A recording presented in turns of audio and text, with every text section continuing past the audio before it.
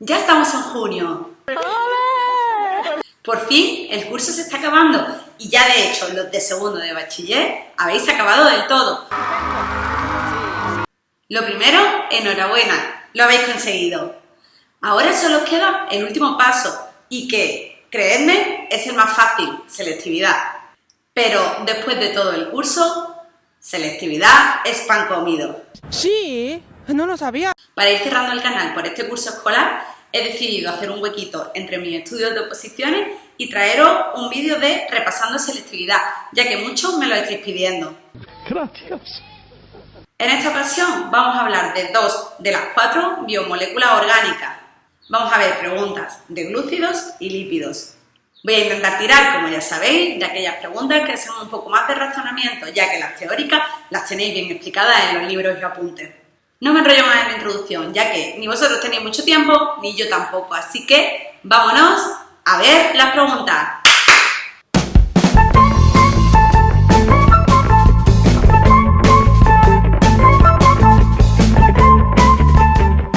Comenzamos con la pregunta de tipo dibujo. Nos dice que nombremos la molécula C. Esta molécula está formada por una glucosa, 6 carbonos y una fructosa, 5 carbonos, unidas mediante un enlace o glucosídico. Por tanto, la unión de una glucosa y una fructosa se denomina sacarosa. Es un glúcido de tipo disacárido. De ahí lo de que digamos a qué grupo pertenece. Nombra cada uno de los 2 monómeros, A y B. Pues ya lo hemos dicho, el verde, es decir, el de 6 carbonos, sería la glucosa y el de 5, el naranja, la fructosa. Indique el nombre del enlace que lo une, efectivamente, enlace o glucosídico, y nombra la reacción de ruptura del citado enlace. El enlace o glucosídico, al formarse, libera una molécula de agua. Por tanto, para romperse necesita de esta molécula. Por tanto, es una reacción de tipo hidrólisis, en la cual se libera energía ante la ruptura. Esta pregunta tiene una segunda parte y nos dice que en relación con la imagen anterior, citemos 3 sustancias formadas exclusivamente por la unión de cientos o miles de monómeros de tipo A. El tipo A era la glucosa. Por tanto, lo que nos piden son polisacáridos de glucosa, es decir, homopolisacáridos, formados todos por el mismo tipo de monosacárido, en este caso la glucosa. Pues 3 tipos, por ejemplo, almidón, glucógeno o celulosa. Función biológica que desempeñan, apartado B. Pues el almidón es un polisacárido de reserva muy abundante en tubérculos, raíces y semillas. El glucógeno, otro polisacárido de reserva que se almacena en el hígado y se hidroliza ante la necesidad de glucosa en sangre. Y la celulosa, otro polisacárido, pero en este caso estructural, que forma la pared celular en los vegetales. Indique el tipo de células eucariota, ¿dónde podemos encontrarlas? Pues evidentemente almidón y celulosa en las células vegetales y glucógeno en las células animales. Esta pregunta pertenece al examen de Andalucía del 2016, pero hay muchas muy similares en otros exámenes de otras comunidades, así como se repite varias veces en los exámenes de Andalucía. Vamos con otra. Ahora una pregunta claramente de razonamiento. Nos dice que en un laboratorio hay 4 tubos de ensayo con 4 moléculas glucídicas diferentes, glucosa, lactosa, sacarosa y almidón.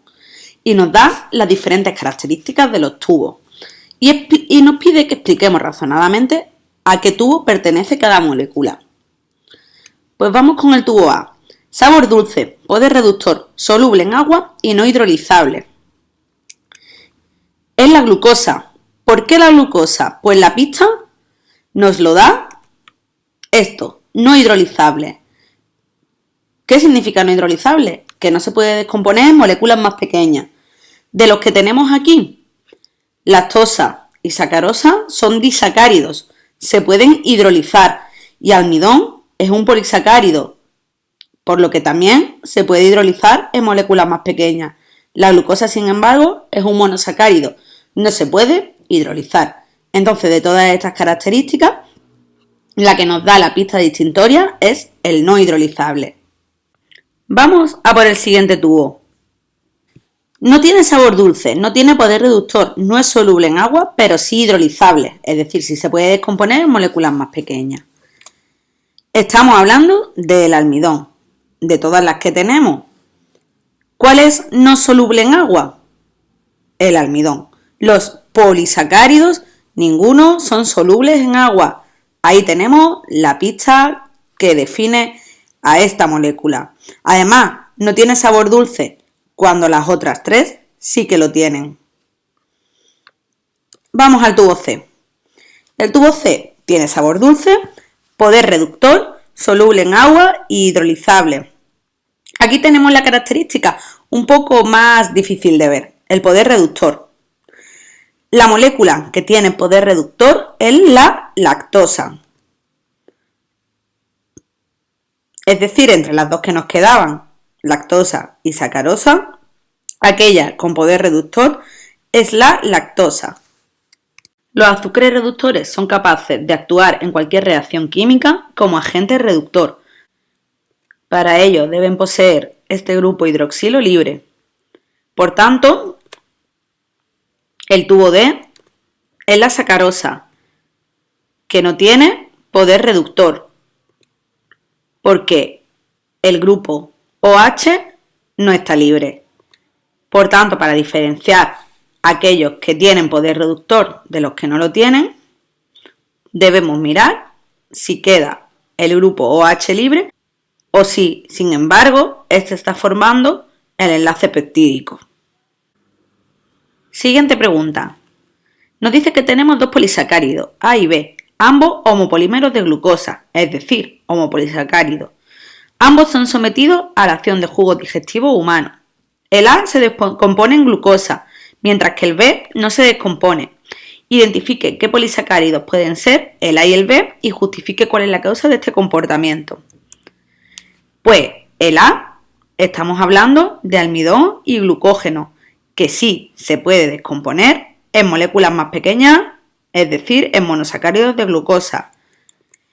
Y el B es celulosa, que no se puede descomponer mediante la acción de los jugos digestivos en sus moléculas más pequeñas. ¿Por qué pasaba esto? Pues la explicación es por el tipo de enlace peptídico. En el caso del almidón y del glucógeno, este enlace es de tipo alfa, mientras que en el caso de la celulosa, este enlace es de tipo beta. Las enzimas digestivas que tenemos bien en la boca o bien a lo largo del tubo digestivo sí que son capaces de romper enlaces de tipo alfa, pero sin embargo enlaces de tipo beta no son capaces. Estas solo podrían romperse mediante la acción de enzimas microbianas. Por ejemplo, los rumiantes sí que descomponen la celulosa, ya que en la panza tiene muchos microorganismos que producen celulasa, enzima capaz de digerir la celulosa en moléculas más sencillas. Vamos a por la última pregunta del bloque de glúcido. Es similar a la anterior. Nos dice que en una situación experimental en la que 3 personas permanecen en ayunas, a la misma vez se le da a la A celulosa, a la persona B glucosa y a la persona C almidón. Nos pide que comparemos la rapidez con la que subirá el índice de glucemia, es decir, la cantidad de azúcar en sangre en estas 3 personas. Pues vamos a ver. Empezamos por la B, que es la más sencilla. Como ingiere directamente glucosa en el intestino delgado, esta se absorberá por los capilares y pasará directamente a la sangre. Así que el índice de glucemia en la persona B se verá muy rápidamente alterado.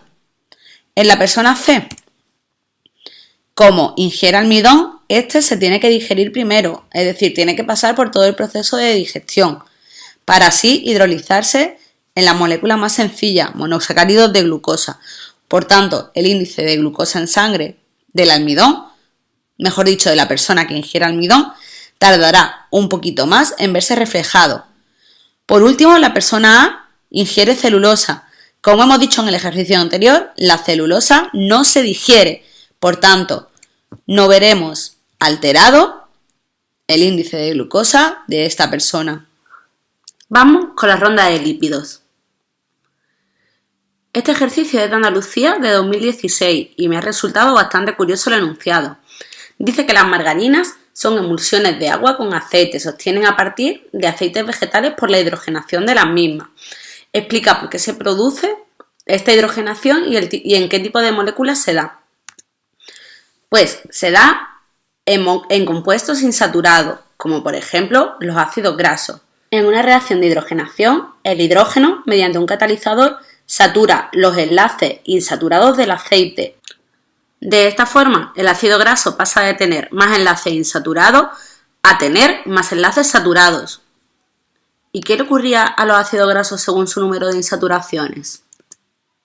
Pues a más insaturaciones bajaba el punto de fusión. Eso hace que los ácidos grasos insaturados puedan ser líquidos a temperatura ambiente, como por ejemplo los aceites. Pero si bajamos el número de insaturaciones, lo que estaremos haciendo será aumentar su punto de fusión. Por tanto, ahora a temperatura ambiente, estos serán sólidos. Con esto hemos respondido a la segunda parte de la pregunta, en la que nos dice que expliquemos por qué pasan de estado líquido a estado sólido. He encontrado otra pregunta que la voy a poner en la misma diapositiva, pues porque la respuesta es la misma. Nos dice que un ácido estearaico de 18 carbonos, su punto de fusión es 69,6 grados centígrados. Sin embargo, el oleico, que también es de 18 carbonos, el punto de fusión se sitúa en los 13,4. Explique la diferencia. Pues sería lo mismo. Estamos en ambos ante 18 carbonos, solo que el esteárico es saturado, mientras que el oleico presenta una insaturación. Por tanto, podemos usar la misma regla que tenemos aquí. El oleico, al ser insaturado, es líquido a temperatura ambiente porque su punto de fusión es más bajo. Sin embargo, el esteárico, como tiene menor número de insaturaciones, en este caso ninguna, su punto de fusión es mucho más alto, es decir, necesita más temperatura para volverse líquido. Vamos a otra pregunta. Nos dice que se analiza una biomolécula orgánica y se comprueba que es insoluble en el agua y no hidrolizable. El resultado del análisis indica que es un triacilglicérido. ¿Estás de acuerdo con este resultado? Razone la respuesta. Insoluble en agua. Todos los lípidos son insolubles en agua. Hasta ahí podríamos decir que el triacilglicérido también lo es. Pero esta segunda parte es la que no se cumple. Un triacilglicérido sí se puede hidrolizar, es decir, descomponer en moléculas más sencillas. En este caso, un triacilglicérido por la acción de la lipasa se podría dividir en una molécula de glicerol y 3 ácidos grasos. Por tanto, la biomolécula que se ha encontrado en el laboratorio no es un triacilglicérido. Un análisis posterior indica que en su estructura química aparecen 4 anillos cíclicos. ¿De qué molécula se trata entonces? Pues se trata de un esteroide. Recordamos que la estructura básica del esteroide era, a ver si me sale la palabra, el ciclopentano perhidrofenantreno. Casi. ¡Guau! ¡Qué palabra más difícil! Que estaba formado por 4 anillos y sí que cumple las características. Estos anillos no se pueden hidrolizar, no se pueden dividir en moléculas más pequeñas y, como lípido que es, no es hidrolizable en agua. Así que esta es la respuesta. Un clásico entre las preguntas de lípidos. ¿Por qué los lípidos, independientemente de su tamaño, atraviesan sin dificultad las membranas celulares y las proteínas no? Da una explicación razonada a este hecho. Básicamente, la respuesta es simple. La membrana celular está formada por bicapa lipídica, es decir, está formada por lípidos de tipo fosfolípido. Por ellas pueden difundir libremente moléculas hidrofóbicas, así como pequeñas moléculas polares sin carga. Los lípidos, dado su carácter anfipático, se disuelven en los lípidos de la membrana y la atraviesan así por difusión simple.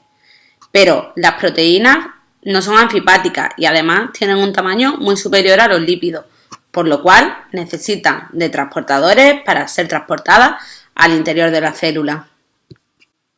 Con esto terminamos este vídeo de Repasando Selectividad y solo me queda desearos muy buena suerte. Estáis a un pasito de ser universitarios. A por el último tirón y a disfrutar del verano. Nos vemos en el siguiente vídeo. Adiós.